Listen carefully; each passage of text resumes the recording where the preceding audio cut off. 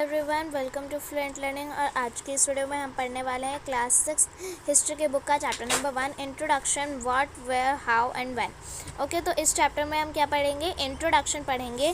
पूरी बुक जो है ये इसका सबसे पहला चैप्टर है एंड इसमें हम इंट्रोडक्शन पढ़ेंगे। इंट्रोडक्शन क्यों पढ़ेंगे? क्योंकि ये आपकी हिस्ट्री की बुक जो है वो पहली बार आई है, ठीक है। और हिस्ट्री, ये जो पूरी बुक है आप 6th की हिस्ट्री में एंशिएंट हिस्ट्री पढ़ोगे, मतलब बहुत पुरानी हिस्ट्री पढ़ोगे जो आपका बेस बनाएगी, ठीक है। फिर 7th की मैं पहले 8th की बता देती हूँ। 8th की मैं मॉडर्न हिस्ट्री पढ़ोगे, ठीक है, मतलब ब्रिटिशर्स के बारे में। फिर ना ज़्यादा एंशिएंट ना ज़्यादा मॉडर्न हिस्ट्री, 7th में मिडेवल हिस्ट्री पढ़ोगे। ओके, तो 6th क्लास में जो है आप एंशिएंट हिस्ट्री पढ़ के अपना बेस बनाओगे, 7th में मिडेवल पढ़ पाओगे तभी, ठीक है। फिर जब 7th की बुक अच्छे से पढ़ोगे तभी आप 8th की बुक अच्छे से पढ़ पाओगे। क्यों? क्योंकि जो हिस्ट्री है वो पूरी स्टोरी टाइप चलती आ रही है। जहाँ से आपकी 6th की बुक एंड होगी वहाँ से 7th की शुरू होगी, जैसे 7th की बुक एंड होगी वहाँ से 8th की शुरू होगी। ओके, जहाँ से 8th की एंड होगी ऐसे ऐसे आपकी चलती जाएगी, ठीक है। तो हिस्ट्री को आपको स्टोरी वाइज अच्छे तरीके से पढ़ते चलना है, ठीक है। कहीं कहीं पे पैरेलल स्टडीज़ आ जाते हैं पर तब भी आपको उन्हें भी अच्छे से पढ़ना पड़ता है, ठीक है, आर्किटेक्चर वगैरह। ओके, तो आपको अगर आप हिस्ट्री 6th क्लास की हिस्ट्री अच्छे से पढ़ोगे तभी आप 7th की हिस्ट्री अच्छे से पढ़ पाओगे। ओके, चलिए स्टार्ट करते हैं। पहले इधर लिखा है रशीदास क्वेश्चन। तो रशीदा का क्वेश्चन क्या था? रशीदा एक न्यूज़पेपर पढ़ रही थी, उसने उसकी जो अचानक से सडनली, मतलब अचानक से उसकी जो आँखें हैं, उसकी जो नज़र है वो एक छोटी हेडलाइन पर पड़ी। क्या थी हेडलाइन? 100 years ago. फिर वो सोचने लगी, तो हेडलाइन थी 100 ईयर्स अगो, ठीक है। तो फिर वो सोचने लगी कि किसी को 100 साल पहले जो चीज़ हुई थी वो कैसे पता चलती है, ठीक है। आपके भी कभी कभी मन में आया होगा कि 100 साल पहले जो चीज़ हुई थी वो लोगों को कैसे पता चलती है। तो आप ऐसा सोचते होगे कि जो लोग 100 साल पहले ज़िंदा था और जो लोग अभी भी ज़िंदा है जो 100 साल पहले जिए थे, तो उनसे हम पूछ के ऐसे हिस्ट्री लिख देते हैं। नो, ऐसे नहीं होता। मतलब बहुत कम लोग ऐसे जीते हैं ना जो कि 100 साल जी लें, ठीक है। पर चलो 100 साल अगर बाई चांस कोई जी भी लिया, ठीक है, हमने उससे पूछ लिया, तो जो 2000 साल पहले की बात है वो किधर से पता चली हमें? ओके, तो ये चीज़ें जो है वो हमें अलग अलग चीज़ों से पता चलती है जिन्हें हम सोर्सेज कहते हैं। आगे हम पढ़ेंगे, ठीक है। पहले इधर ध्यान देते हैं कि हमें जो है, मतलब अगर आप पिछले दिन की बात करो तो अगर कल की बात आपको कैसे पता चलेगी? एक रेडियो आप सुन सकते हो, ठीक है, टेलीविज़न देख सकते हो, ठीक है, न्यूज़पेपर पढ़ सकते हो। ओके, तो इससे आपको न्यूज़ वगैरह मिल जाएगी जो कल हुई थी न्यूज़। अगर आपने न्यूज़ नहीं देखी कल की तो आप इन सब चीज़ों से देख लो, ठीक है। पर पिछले साल जो चीज़ हुई थी उधर आप कैसे किसी से पूछ सकते हो कि कल मतलब पिछले साल क्या हुआ था? मुझे तो याद नहीं, इस दिन पे क्या हुआ था बता दो, ठीक है। तो अगर कोई स्पेशल इवेंट हुआ होगा, अगर कोई आपका जैसे किसी की शादी होगी तो आप पिछले साल आप किसी से पूछोगे कि उनकी शादी कब थी, तो आप फिर वो आपको बता देंगे, ठीक है। तो ऐसे पिछले साल की बात, कल की बात तो जानना इजी रहता है। पर जो चीज़ 2000 साल पहले, 1000 साल पहले हुई थी वो चीज़ें आप कैसे पता चलते हैं? वो चीज़ें कैसे पता चलती हैं वो हम आगे के चैप्टर में पढ़ेंगे, ठीक है। हम पास्ट के बारे में क्या क्या जान सकते हैं? बहुत सी चीज़ें हम पास्ट के बारे में जान सकते हैं। पास्ट का मतलब हिस्ट्री का मतलब इतिहास मतलब जो वो समय जो कि बहुत पहले का है, ठीक है, जो समय बीत गया उसे पास्ट कहते हैं एंड उसी को हिस्ट्री भी कह रहे हैं। हिस्ट्री जो है वो मतलब जो लोग पुरानी टाइम में रहे थे उनके बारे में जो चीज़ है वो जो बताती है उसे हिस्ट्री कहते हैं, ठीक है। व्हाट पीपल एट, मतलब क्या क्या चीज़ें जान सकते हैं पास्ट के बारे में। लोग क्या खाते थे, किस तरीके के कपड़े पहनते थे, ठीक है, कैसे घरों में वो रहते थे, केव्स में रहते थे ना, ये बहुत एंशिएंट लोग जो थे, early man. We can find out about the lives of hunter, herders, farmers, मतलब हंटर्स की लाइफ कैसी होती थी। हंटर्स मतलब जो हंट करता है एनिमल्स को, हेडर्स मतलब चरवाहे, ठीक है, फार्मर्स की ज़िंदगी कैसी थी, रूलर्स राजा महाराजा की कैसी थी, मर्चेंट्स, प्रीस्ट, जो प्रीस्ट कौन होता है वो मतलब जो पूजा कराता है पंडित, ठीक है। तो प्रीस्ट होता है, पंडित की लाइफ कैसी थी, ठीक है, पंडितों की कैसे होती थी, क्राफ्ट पर्सन्स की कैसे होती थी, क्राफ्ट पर्सन मतलब जो चीज़ें बनाता है, क्राफ्ट बनाता है। आर्टिस्ट की लाइफ कैसी थी, म्यूजिशियंस की कैसी थी, साइंटिस्ट की लाइफ कैसी थी, तो इन सब लोगों की लाइफ के बारे में जानते हैं। We can also find out about the games children played, हम और क्या क्या चीज़ें जान सकते हैं पास्ट के बारे में, कि जो बच्चे थे वो कैसे गेम खेलते थे, कौन सी स्टोरीज़ उनके जो बड़े लोग थे उन्हें सुनाते थे, मतलब जैसे आपके जो पेरेंट्स पेरेंट्स हैं, जो ग्रैंड पेरेंट्स हैं, वो आपको कहानी सुनाते होंगे। तो उनके जो पेरेंट्स ग्रैंड पेरेंट्स थे उन्हें कैसी कहानियाँ सुनाते थे, कौन से गेम्स वो खेलते थे, उनके जो कौन से प्लेज उन्होंने देखे होंगे, ठीक है। प्लेज वो वाले खेलने वाला प्ले नहीं, प्ले मतलब ड्रामा। स्कूल में भी आपका स्कूल ड्रामा होता होगा ना, जिसमें बच्चे मतलब कॉस्ट्यूम्स पहन के आते हैं, फिर ऐसे डायलॉग्स आके बोलते हैं स्टेज पे, ठीक है। तो उसे ड्रामा कहते हैं, कॉस्ट प्ले जो होता है, ठीक है। तो कौन से प्ले उन्होंने देखे होंगे, मतलब जैसे रामायण का प्ले होता है ना, रामायण महाभारत जैसे प्ले होता है, तो वैसे उन्होंने कौन सा प्ले देखा होगा, कौन से गाने उन्होंने सुने होंगे, ठीक है। ये सारी चीज़ें हम पास्ट के बारे में जान सकते हैं। पर कब जानेंगे इन चीज़ों के बारे में, जब हमारे पास वो चीज़ें होंगी जिनके बारे में हम जिनकी हेल्प से हम पास्ट के बारे में जान सकते हैं। अब मिल तो गई हमें इतनी सारी चीज़ें जो कि हम जान सकते हैं, पर कैसे जानेंगे, किन साधनों से जानेंगे, वो हम आगे पढ़ेंगे। आगे है कि लोग किधर रहते थे। लोग किधर रहते थे, तो पहले तो इन्होंने बोला कि नर्मदा रिवर को फाइंड करो। ये है हमारा मैप 2 एंड ये रही नर्मदा रिवर, ये रही, ठीक है।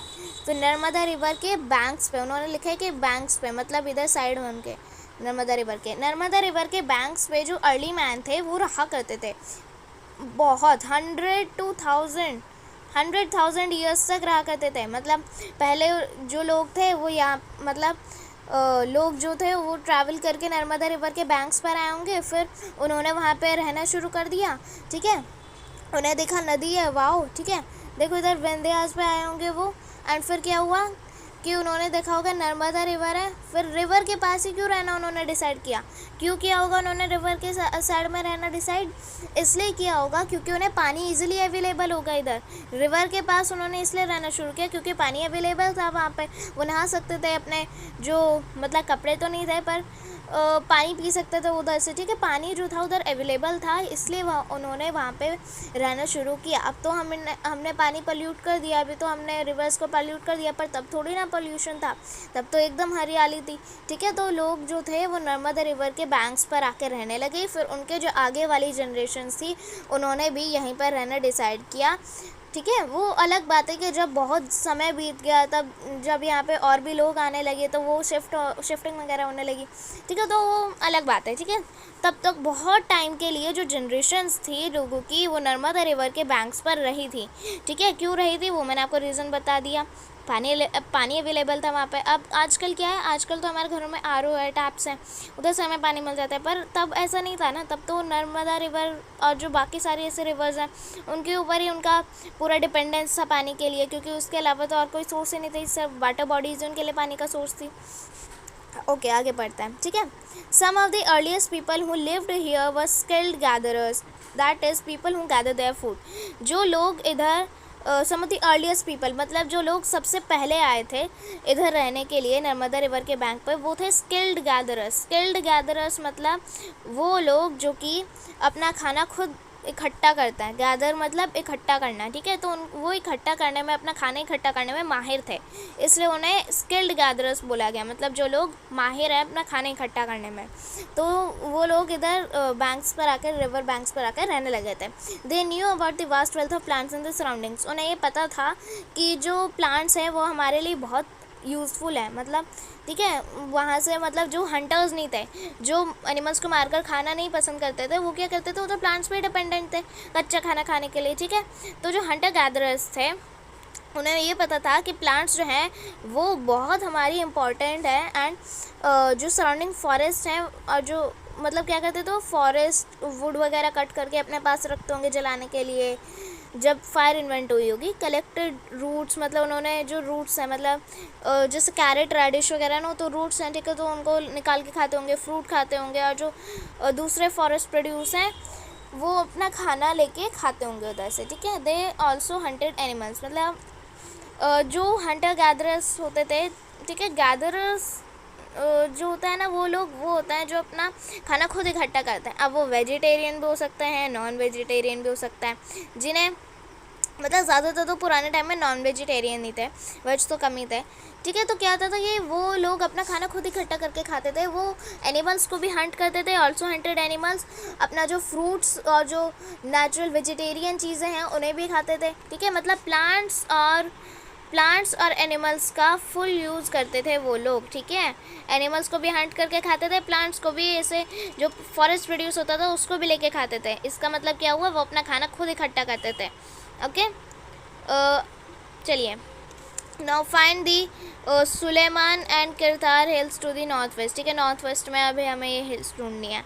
नॉर्थ वेस्ट क्या होता है, ये नॉर्थ है, इधर नॉर्थ होगा, एंड इधर क्या है, इधर वेस्ट है। ठीक है, तो नॉर्थ वेस्ट में इधर ही हमें मिलेंगी कहीं हिल्स, ये रही। ठीक है, ये रही सुलेमान एंड किरतार हिल्स। ठीक है, अब इधर क्या हमें करना है, ठीक है, नॉर्थ वेस्ट में हमें मिल गई। Some of the areas where women and man began to grow crops such as wheat and barley about 8,000 years ago are located here. People who began rearing animals like sheep, goats, cattle and lived in the villages. ठीक है, locate the Garo hills in the northwest and the Vindhyas to the central India.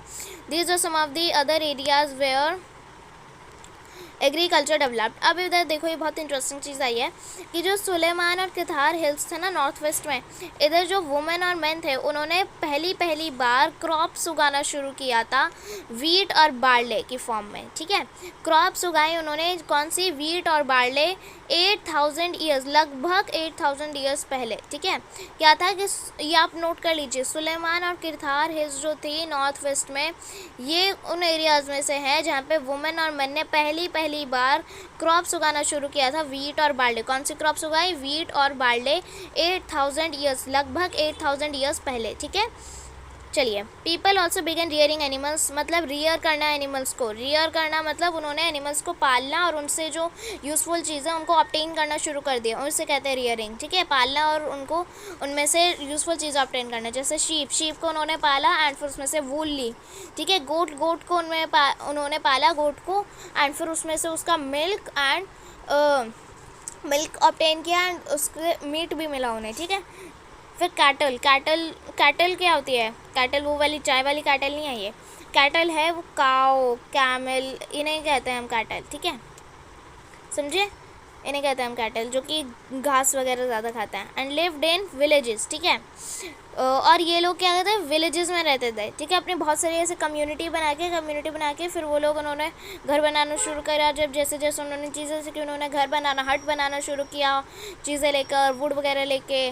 ठीक है, straw वगैरह से अपना कच्चे घर बनाए। ठीक है, वहाँ पे रहना शुरू किया एंड ऐसे उन्होंने विलेज बना लिया अपना खुद का।